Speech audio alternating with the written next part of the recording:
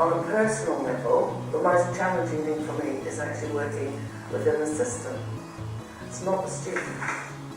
I think in some respects psychology hasn't been able to make a contribution to education that it could, because policies are made by governments. Governments don't always take account of psychology. So I think it has yet to really make itself felt, because you can have something that is psychologically a good idea in education, and then a government comes in, changes policy, changes curriculum, and that good practice might just go right out the window. The other thing to say is that I don't think teachers, at least in this country, do enough psychology before they teach or while they're training to be teachers. Educational psychologists, I don't think, have had the opportunity to really work as psychologists in education. They always seem to be on the outside, testing, diagnosing, helping to place. I think that it would be good if they were able to get a lot more involved in day-to-day practice.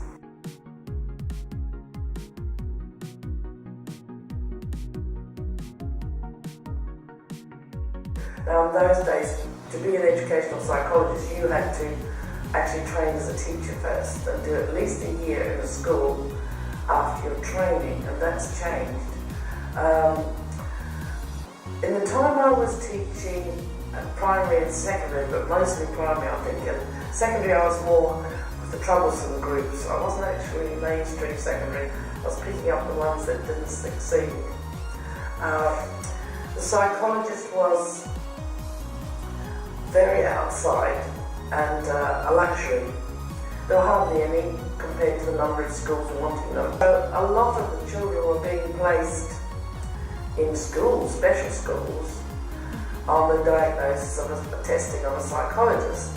And for a lot of people in the mainstream sector, that was the reason they liked psychologists.